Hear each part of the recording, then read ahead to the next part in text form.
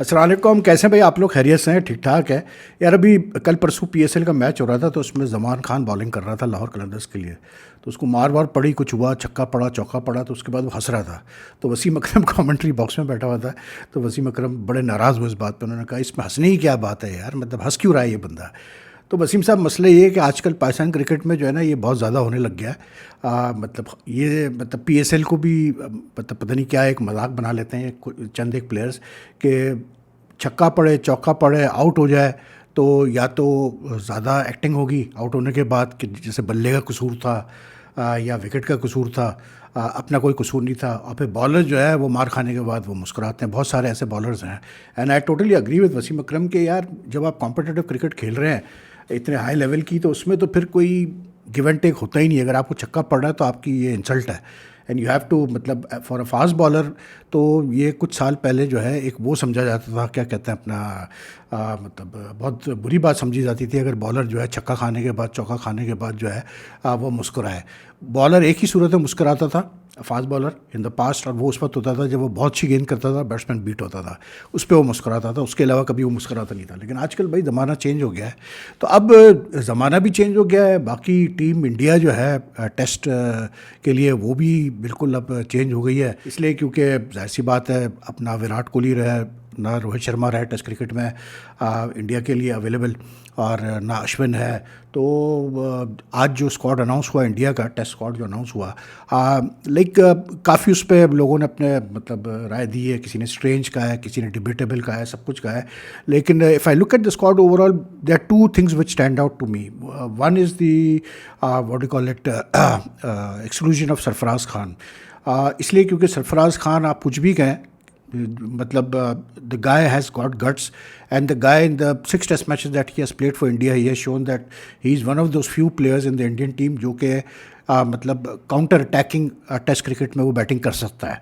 और उसके पास दोनों चीज़ें, डिफेंस भी अच्छी कर लेता है वो, और काउंटर अटैक भी अच्छा करता है। उसका टेस्ट रिकॉर्ड भी इतना बुरा नहीं है, मतलब 350 भी है, 100 भी है। न्यूजीलैंड के खिलाफ जहाँ सारे बैट्समैन स्ट्रगल कर रहे थे उसने 150 रन किए। लेकिन जो इंडिया के चीफ सेलेक्टर अजीत अग्रकार, उन्होंने एक बड़ी अनहोनी जो है वो मतलब वजह पेश की उनको ड्रॉप करने की। वो कहते हैं कि जी उससे शुरू तो अच्छा किया लेकिन उसके बाद उसकी फॉर्म जो है वो अच्छी नहीं रही है। अब मैं ऐसे ही रिकॉर्ड चेक कर रहा था तो अक्टूबर में कोई रेस्ट ऑफ द इंडिया का मैच हुआ था मुंबई से, उसमें भी उसके 222 रन हैं। बहरहाल बात यह है कि यार एक बैट्समैन जिसका मतलब फर्स्ट क्लास एवरेज 65 हो, और जिसका कि ये आपको अब अंदाज़ा हो चुका हो कि ये ऐसा बैट्समैन है जो कि अब बड़े स्कोर करने का आदी है, यानी कि 200-300 कर सकता है, इसमें कैपेबिलिटी है, और 65 का फर्स्ट क्लास का एवरेज अभी भी उस बंदे का हो, तो यार मैं नहीं समझता कि फिर वो किसी सूरत में भी ड्रॉप होता था इंग्लैंड टूर के लिए। और फिर अगर उसकी फॉर्म की वजह से आपने उसको इंडिया की टीम में नहीं रखा है तो फिर ये भी सवाल पैदा होता है कि आपने इंडिया ए से क्यों सेलेक्ट किया उसको, जो अभी खेलेगी इंग्लैंड में, इंग्लैंड लायंस से मैचेस खेलेगी, ठीक है ना। मान ले कि अगर सरफराज खान उस इंग्लैंड लायंस के खिलाफ रन्स कर जाता है, बड़े रन्स कर जाता है, फिर क्या करेंगे भाई चीफ सेलेक्टर साहब और सिलेक्शन कमेटी? फिर क्या रिकन्सिडर करेंगे उसको वापस लाने के लिए? I don't think so. It's a fair call, it's not a fair call at all. A person with a 65 first class average is a proven performer. मतलब temporary form and all shouldn't matter. Similarly even Mohammed Shami, temporary form की बात है, कह रहे हैं कि fit नहीं है, लेकिन अगर वो फिट नहीं है तो भाई जसप्रीत बुमराह का भी तो चीफ सेलेक्टर साहब खुद एडमिट कर रहे हैं अपने आज प्रेस कॉन्फ्रेंस में कि जी मेडिकल जो टीम है उन्होंने कहा है कि जसप्रीत बुमराह पूरे 5 टेस्ट मैच नहीं खेल सकता इंग्लैंड में। तो अगर आप जसप्रीत बुमराह के लिए भी मतलब ये तैयार है आपके, वो 3 टेस्ट मैच खेले या 2 खेले या 4 खेले, जो भी है, वो पूरे 5 नहीं खेलेगा, तो भाई शामी का जो एक्सपीरियंस है, जो जो उसकी एबिलिटी है मतलब सीम अप बॉल को मूव करने की, और जो उसका एक्सपोजियर है, जो उसकी परफॉर्मेंसेज है इंग्लैंड में इन द पास्ट, आप किस सूरत में उसको फिर ड्रॉप कर सकते हैं यार? फिट भी अगर आप मतलब ये कहा जा रहा है जी फिट नहीं है यार, 2-2.5 महीने का टूर है भाई, 2-2.5 महीने का टूर है। अगर वो फिट भी नहीं है अभी इस वक्त, अगर वो फिट भी नहीं है तो आप उसको आराम से टीम के साथ रख सकते हैं। 18 प्लेयर आपने अनाउंस किया, आप 19वां रख लो एक प्लेयर, क्या फ़र्क पड़ जाएगा? एक प्लेयर का अगर ईसीबी खर्चा नहीं देता, आप दे दो खर्चा, उसमें क्या हो जाएगा? लेकिन having a bowler of his experience with the team, अब लाइक शामी एक ऐसा बॉलर है भाई, ठीक है वो मतलब उसको इंजरीज़ का इशू रहा है, लेकिन I mean on a long tour like this आप आराम से साथ रख सकते हैं उसको यार। अब आप आईपीएल के बेसिस पे उसकी फॉर्म को वो करने की कोशिश करेंगे, जज करने की कोशिश करेंगे, तो उससे मतलब मैं समझ सकता हूँ स्टूपिड बात हो नहीं सकती। Fitness I think a lot of teams do this, that the main bowlers if they're not fit they carry them, और जब भी वो फिट हो जाते हैं वो खिला देते हैं उनको, मतलब क्योंकि इनकी जगह का कोई इशू नहीं होता। आई थिंक ये दो कॉल्स थोड़ी सी जो है ना सेलेक्टर ने गलत की है, क्योंकि बात ये है कि सिर्फ ये कह देना कि जी अब हम नई टीम बना रहे हैं, और अभी से मुझे लग रहा है कि वो सिलसिला स्टार्ट हो चुका है कि भाई अगर कुछ अच्छा रिजल्ट नहीं आया इंग्लैंड में तो यही कहा जाएगा, यही जुमला कहा जाएगा गंभीर और अगरकार की तरफ से कि जी वो हम तो टीम बना रहे हैं, जी वो तो नई टीम बन रही है। नई टीम आप बना रहे हैं, अच्छी बात है, आप ट्रांजिशन पीरियड में बिल्कुल समझ में आती है बात, आपके दो मेन बैट्समैन चले गए, उससे पहले आपका मतलब पुजारा भी चला गया था लास्ट ईयर, वो ठीक है, लेकिन आई मीन ट्रांजिशन पीरियड जो होता है ना वो अपनी जगह, लेकिन when you are playing such a important test series in England, it's very important that you have your best and most experience players for this series. इसलिए क्योंकि इस सीरीज़ का आउटकम जो है बेसिकली वो डिसाइड करेगा कि आप वर्ल्ड टेस्ट चैंपियनशिप के थर्ड साइकिल में फोर्थ साइकिल में जो है आप क्वालिफाई फाइनल के लिए क्वालिफाई करते हैं नहीं करते हैं। This is such a important series.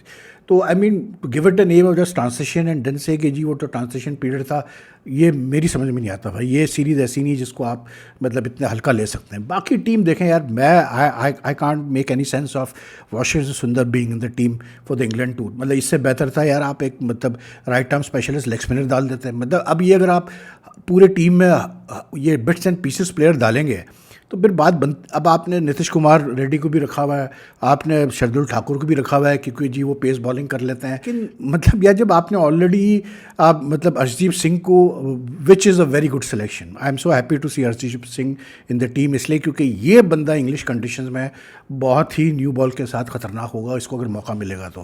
But this is a guy who will make a huge difference to the team and plus he is a left armer so he will bring variety to the attack. Akashdeep को आपने रखा हुआ है, प्रसिद्ध कृष्णा को आपने रखा हुआ है, another good selection, I have no issues with that. Jasprit Bumrah है और फिर कैसे बोलते हैं आपका मतलब सिराज है।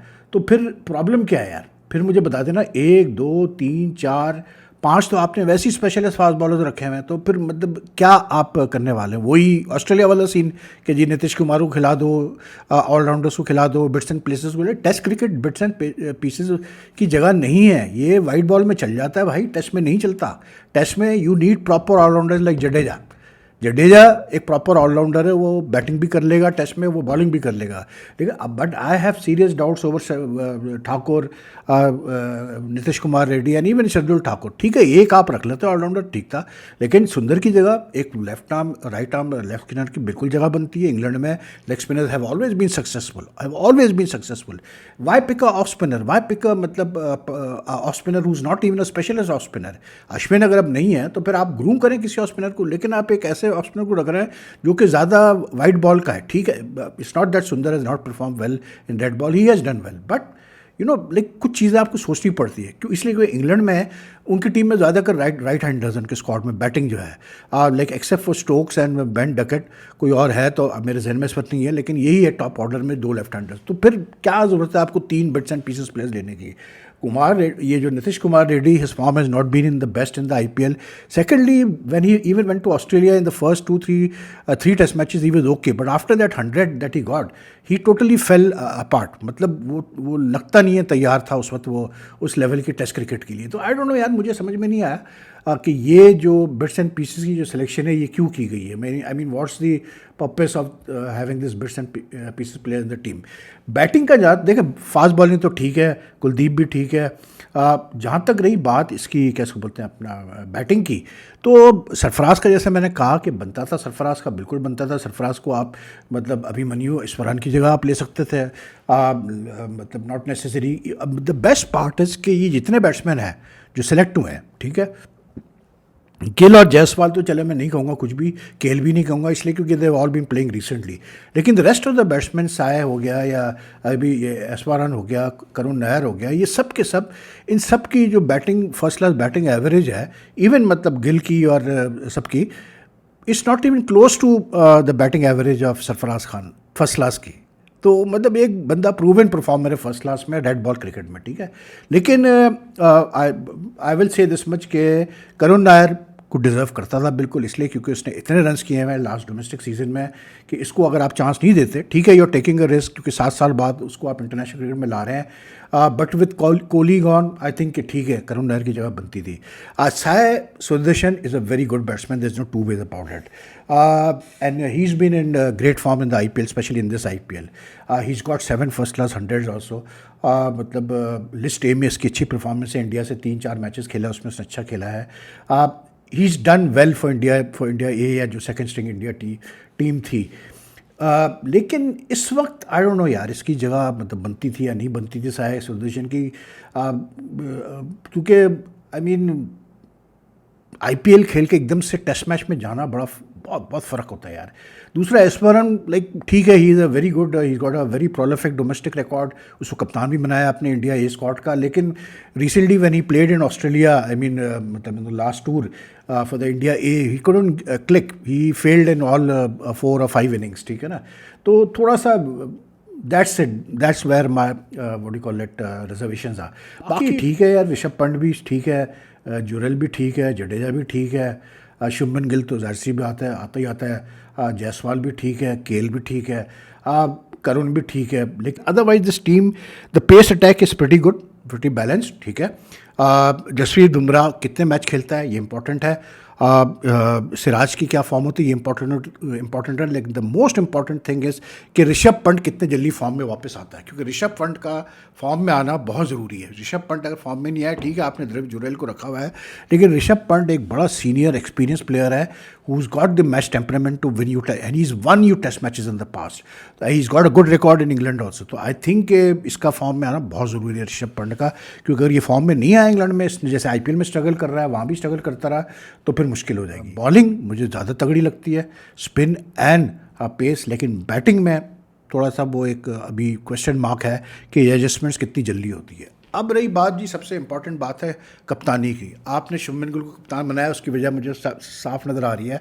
वो ये है कि एक तो गौतम गंभीर की लाइकिंग है शुभमन गिल की तरफ, ये तो इसमें दो राय नहीं है. लेकिन क्योंकि शुभमन गिल को बीच में ये लोग अभी ग्रूम भी कर रहे थे, अभी गुजरात टाइटंस की वो कप्तानी भी कर रहा है. Plus I think the biggest factor that has gone in his favour has been the fact के क्योंकि जसप्रीत बुमराह का ऑलरेडी वो कह चुके हैं कि पूरे 5 टेस्ट वो नहीं खेल सकता, इंग्लैंड में नहीं खेल पाएगा वो, तो इस वजह से I think they tilted towards Shubman Gill instead of Jasprit Bumrah.